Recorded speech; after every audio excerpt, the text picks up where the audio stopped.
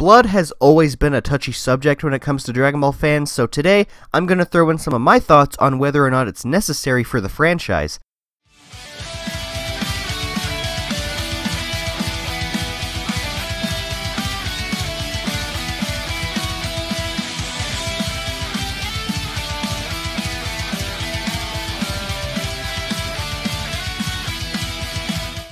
How's it going, everyone? InnovativeJdawg here, and hoo boy, I never thought I'd be making a video on this topic. If you're even just a casual fan of Dragon Ball, you know how controversial a debate on whether blood is a necessity or not for the countless amounts of fights this series comes up with. There's just some things you can never truly make everyone agree on, and this subject is one of them.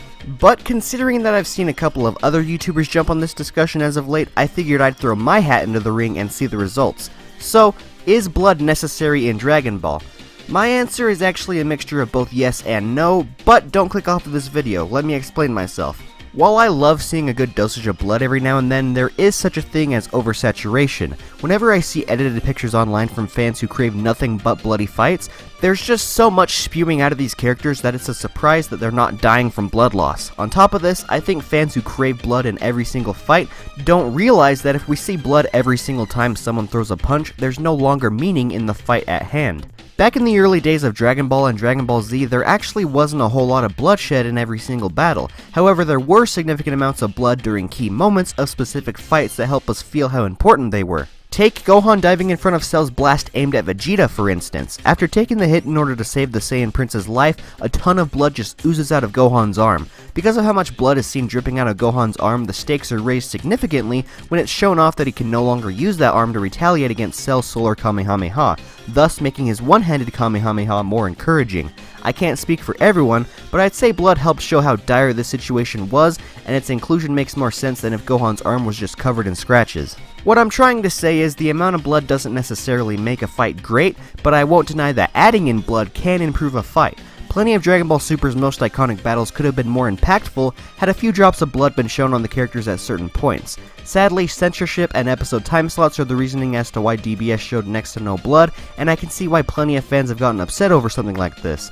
But it isn't just the lack of blood in key moments that fans are getting upset over, it's the fact that there's a large amount of undersaturation when it comes to the inclusion of blood in modern Dragon Ball. Nowadays, everything is just relegated to simple scratches or spit flying from someone's mouth. The inclusion of blood in these earlier fights wasn't there just to show off gore, it was there to give the fight more of an impact on the audience. When bloodshed is a possibility, its simple appearance could elevate the risks of the fight and show off how severe the battle truly is. But personally, I don't always need gallons of blood spilling out of characters, I just think having it pop up every now and then can really set the difference between a regular fight and a duel that really matters. I've always been more of a choreography type of guy. I don't mind if there's no blood in a battle, just so long as the fight itself is done really well.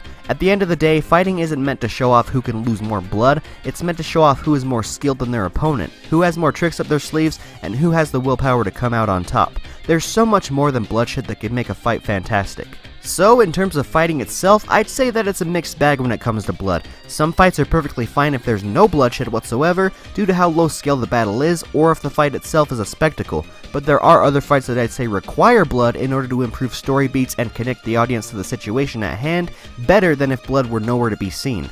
But don't worry, this video isn't over quite yet. Every time I hear a Dragon Ball fan argue over this debate on blood, it's only about its visual inclusion in a fight. It's always about how fights don't feel important anymore due to its exclusion, and it's always just about how gnarly the fights look with blood everywhere. I've rarely seen people talk about blood being a story element in Dragon Ball and its impact on characters.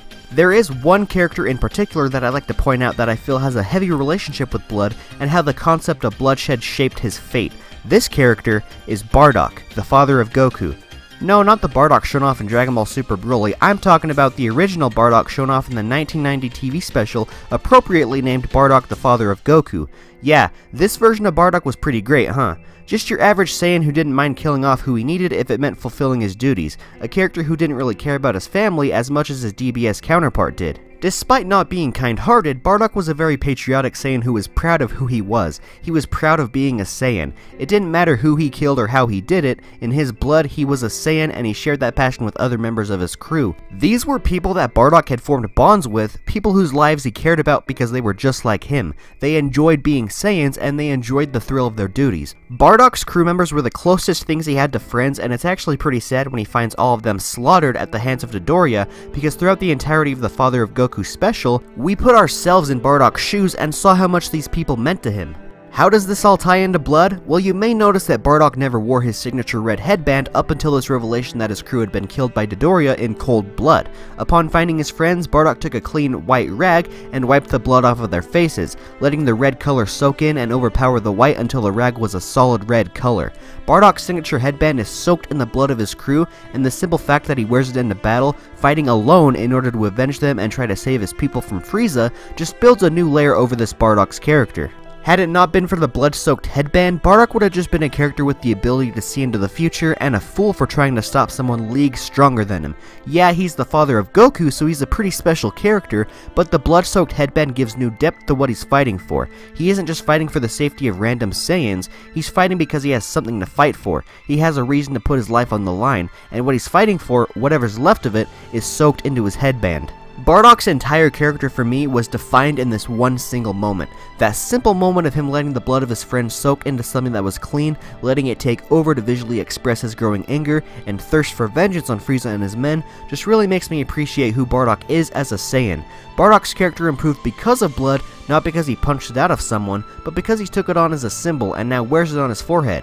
To me, my love for this character wouldn't have been possible had blood been out of the equation. So at the end of the day, while I think blood is a mixed bag for increasing the visuals of a fight, sometimes it works and sometimes it doesn't, I definitely think that if blood is required for improving a character's emotions and development, or if it's meant to push a story forward, then yes, it's absolutely necessary to the Dragon Ball franchise.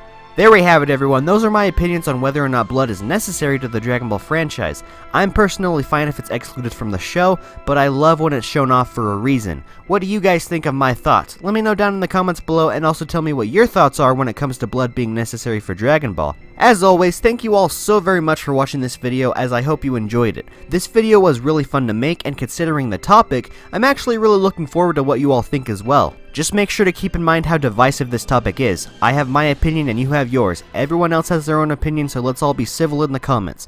But anyways, if you love Dragon Ball and want to hear more of my thoughts on this series, whether it be through discussions, reviews, or anything of the sort, make sure to give this video a thumbs up and subscribe to my channel. Make sure to hit the notification bell so you can stay up to date on all the content that I put out, and until my next video, I'll be seeing all of you later. Bye everyone!